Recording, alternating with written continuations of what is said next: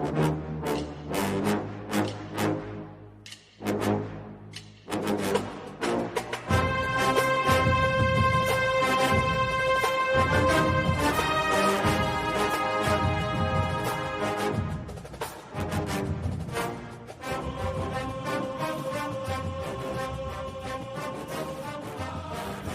morning, Bucknutters. Welcome to the Bucknuts Morning 5 here on Wednesday, November 10th, 2021. I am Dave Biddle. I am joined by Mr. G. Scott Sr., the Buckeye preacher. A lot to get into, G. Let's start with right at the top. Ohio State got more good news. It was expected, but number 4 in the college football playoff rankings. Win, and they're in. I know you were trying to talk everybody off the ledge after the Oregon game, saying, listen, I feel 2014 vibes here.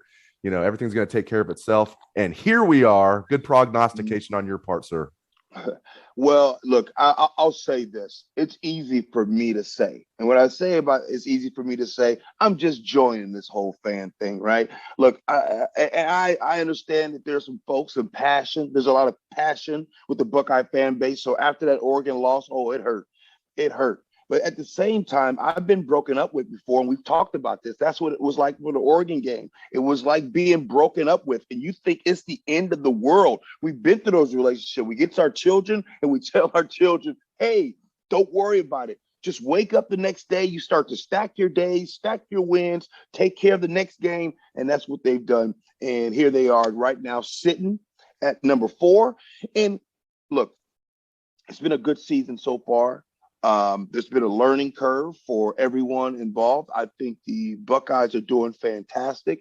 I think they are playing the right way at the right time, right? And that's very important, playing the right way at the right time. You could be phenomenal game 1 and 2. What does that mean, right? I thought Minnesota was going to be a really good team this year, right? So things can kind of change. But now you still continue to take care of each game. You don't look past any opponent. And I think that's what the Oregon loss really did for the Buckeyes. It made them say, hey, let's not look too far ahead. Let's take each game by game. And so here we are. Here we are with a situation, number 4 in the college playoffs, with an opportunity to play a really good Purdue team at home. That's where you're at now. I find it interesting. Oklahoma is 8th. They are behind 4 one-loss teams. They are undefeated. I mean, it's a combination of factors. Oklahoma is 0-4 in the college football playoff. They get blown out when they get in there, and they haven't looked good this year. That being said, I'm still a little surprised they're 8th. Are you surprised at all? Yeah. I'm very surprised with that. Hey, no matter how you slice it, I don't care if you're an Oklahoma fan, not an Oklahoma fan, there is no justification for Oklahoma being undefeated and being number 8. Now, you could say, well, I feel, but you got to take your feelings and emotions out of it, both as a fan and wait a minute, Dave, and as a college playoff committee. There is no feelings that should be involved in that. And wait, did I see that the team up north is ahead of Michigan State? Again, man, you got to take the feelings out of it. It's hard for me to understand and fathom that Oklahoma is at number 8, bro. Yeah, and the Michigan thing is weird too. They're saying Oregon is ahead of Ohio State because of head-to-head, and I'm okay with that. Okay, fine. I think Ohio State's the better team, but hey, Oregon came here and handed, the Buckeyes got their butts handed to them. I know it was only a 7-point game, but the Buckeyes got their butts handed to them. So the Oregon's over Ohio State because of head-to-head, but then Michigan is ahead of Michigan State. Where's the head-to-head there? I don't know. They tried to talk around it. I did a story last night. It doesn't make any sense. I want to ask you about this Buckeye defense, man. They're really coming around. They were ranked like 120th in the country after like 3 games in total defense. They're now all the way up to 47th in the country in total defense, 19th in the country in scoring defense. G, man, what are you seeing out of this defense? Is it Matt Barnes, some of the players? What has led to this turnaround in your opinion? A continuity. Right. I think continuity, we're starting to see. You see a defense that is continuing to get on the right page, right? Another thing that stands out to me is what I'm really seeing. Like I talked about this the last time I was on with you, Dave, and it really stands out to me. We talked about this. You saw early on in the season, had some of those guys banged up on the D line. Defense starts up front, right? And so some of those guys were banged up, some out for some games, and now they're back. So, and the fortunate thing about them being back is that while they were gone, some of those players, some of the youngsters were able to get in there and get some time and some understanding. Now, that D line I think that D line is really good. I mean, I'm not trying to say, I'm not talking about any other defenses. I'm talking about this defense right here. I think this defense right here with their D line is really good. I think the linebackers are flying around, right? And I just think right now the DBs, they're doing a good job. Some would say, well, I don't like how they played against Nebraska. Well, Adrian Martinez, who, by the way, how long has Adrian Martinez been playing college football? I swear it feels like he was back there, no disrespect, in the Tom Osborne era. Man, he's been playing a long time. But anyways, that offense, that threat of Adrian Martinez to run, he rushed for 18 times in that game. It is very hard for a defense to hold, contain, for defense, pass coverage with the threat of a run quarterback in that situation. So I do love what this Ohio State defense is doing. Again, my theme today is playing the right way at the right time. Speaking of quarterback runs, I'm not suggesting that CJ Stroud needs to be Martinez. I'm not suggesting that at all. I think he needs to be a little bit of a threat to run at times. And we saw that in the Nebraska game. At least they did it twice, which is 2 more times than they usually do it. But when he's scrambling, I think at times he just needs to take those 5 or 6 yards, and make it 2nd and 5, 2nd and 4. Where do you come down on that? Do you think for Ohio State, not to just win the Big Ten, but to really achieve their goals, do you think CJ needs to at least be somewhat of a threat to run, or do you think that's kind of a non-factor? Tomato. That's where I'm at with this, brother Dave. Tomato. Look, I think that when you're CJ Stroud, I think that as that quarterback, there's always something for him to improve on. But that's an interesting take for we to look at and say, hey, maybe you should run it here. Maybe you should run it there. And I just think that what we're starting to learn is that the way CJ Stroud plays the position of quarterback, there's something in him, man, that he likes. He's like, look, I got weapons. I know I have weapons.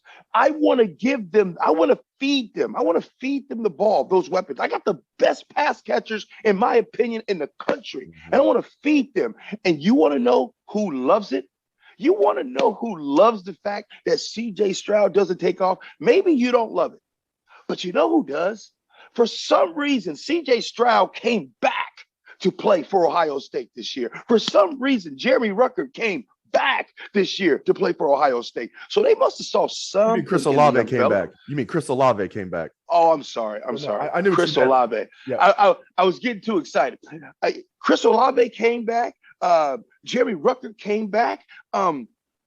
I mean, I don't know. Maybe a young guy broke an Ohio State passing receiver record with 15 catches. So, look, I'll say this.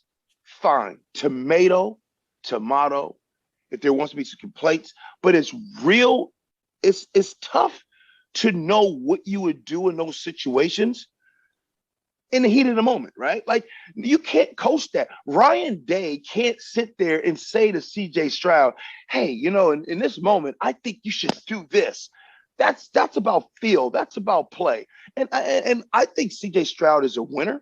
And when it is time for him to maybe pop a run, he will. He will. Maybe he pops that run to the team up north. Maybe because on a scouting report, the team up north says, hey, he's never going to run in this situation. And maybe he gets a huge first down. Write that down. Maybe he gets a huge first down in the game against the team up north. That'll happen here pretty soon. So I don't know, man. Tomato. I know his pass catchers love it. Yeah, no doubt about it. And I've said, speaking of the game up north, I've said we'll know that Ryan Day's playing 3D chess if, like, first play of the game or at some point CJ Stroud does a naked boot and takes off for a 75-yard touchdown. We're gonna be like, okay, he was setting them up all year long, Mr. Ryan Day. Okay, you mentioned Jaxon Smith-Njigba's big day. My goodness, one of the best days by an Ohio State receiver in the history of the program, which is saying a lot. And some people on our site have said, oh, yeah, you shouldn't say that's one of the best performances in school history because the game has changed. I could still say that. Chris Carter, I didn't say it's the best performance, period. It's one of the best performances by an Ohio State receiver. I'm standing by that. He set the school record with 15 receptions, the second most catches in school history, or the second most yards in school history in a game with 240. And his touchdown was unbelievable. His 75-yard touchdown catch was unbelievable. Yeah, there's been great games. Terry Glenn, Chris Carter, on and on and on. I've seen many great games over the years. That's right up there. I know they're throwing the ball like 60 times a game, so things have changed, but still, I know one person who is not surprised about this is you. No, you're not surprised at all that JSN's doing this well. No, I said a few things to you a year ago. I told you about this, man. All football is just like life. Sometimes you just need that opportunity and show what you can do. And the reason why I bring it up like that, I need to set up the story on Jaxon Smith-Njigba, right? Like, let's be real. We are seeing this because of one person, Mr. Mark Pantoni. Mark Pantoni saw the diamond in the rough. Let's be clear. Nobody, Texas, nobody was seeing this amazing talent until Mr. Mark Pantoni put a little stamp on it. Go back now, look at your notes. He was not invited to the Nike opening down there in Frisco, Texas. He was not initially invited. Then he got the invite later on because some people didn't show up. And I remember my son saying, Dad, I don't know why he's not getting the attention. Jaxon is really good. Like, seriously, like Dad, you got to see his film. Like, his dude is really good. So we're down there in Frisco, Texas. They got Jaxon on the team. So when my son was on the team with Julian Fleming and everything like that. So when they weren't playing, I was watching Jackson's game. Bro, I got to take this moment, get out of character for a second. Bro, I'm watching what he's doing, and I'm like, oh, my goodness. Oh, my goodness. Like, is anybody seeing this? It would be like you're watching a talent show, right? And all of a sudden you're seeing this amazing performer. And after that performance is done, everybody's like paying attention to other people. But you're sitting there like, hey, don't go off of what the scouts say. Don't go off with the stars and what everybody's saying. Are you seeing it? It's right in front of your eyes.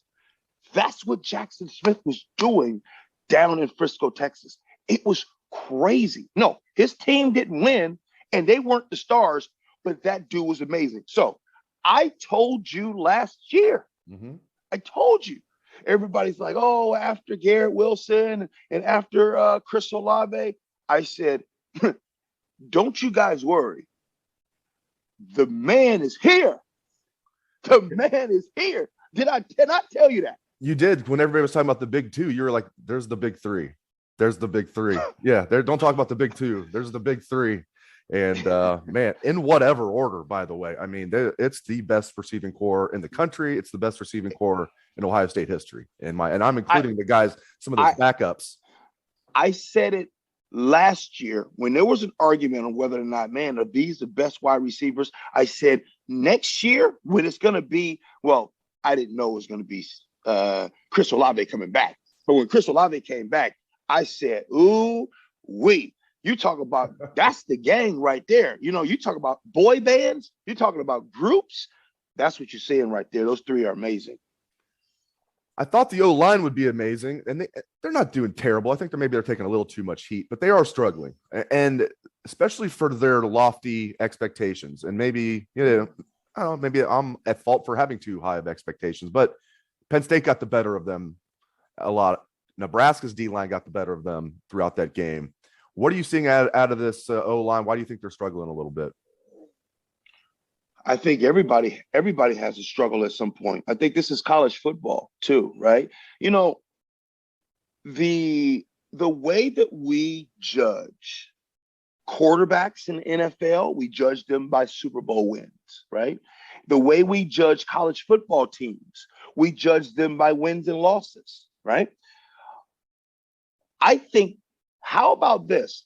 Yeah, we want to say that the offensive line for the Buckeyes has had a rough couple games. That's fair. That's fair to say that. But can we also at the same time give a little respect to Nebraska's defense?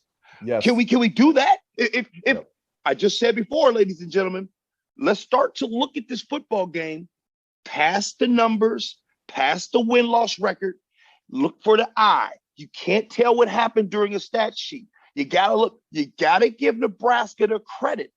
And so I think what Nebraska was doing, I think schematically up front was, they were doing their thing. They're playing football, right?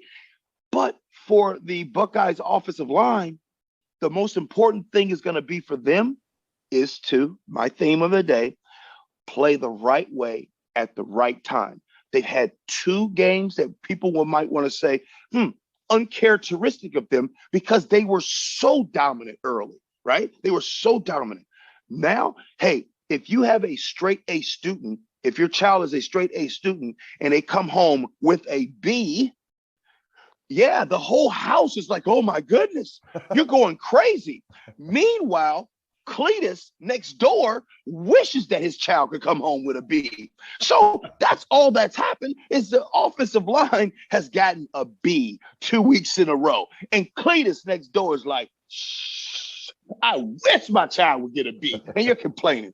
They're going to be all right. They'll get back to A football soon.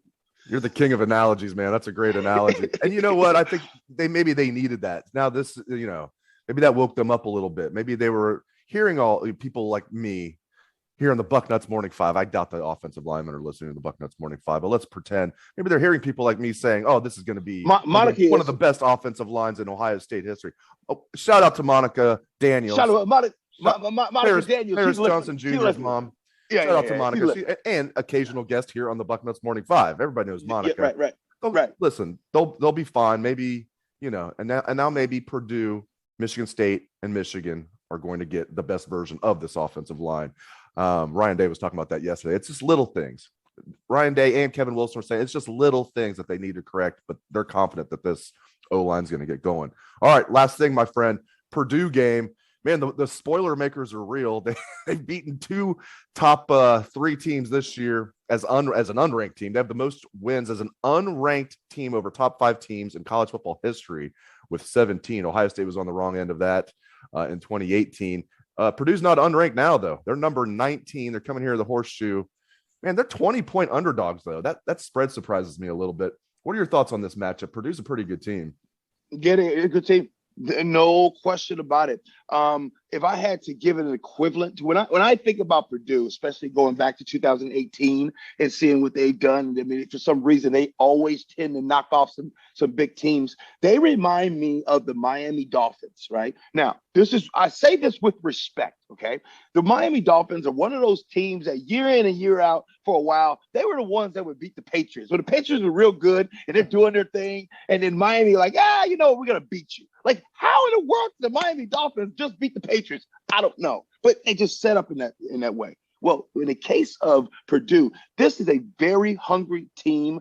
And I'm quite sure, right? I'm quite sure that those young men and that program, they go to practice, they work hard, they're in the off season, they see it. They see what everybody says.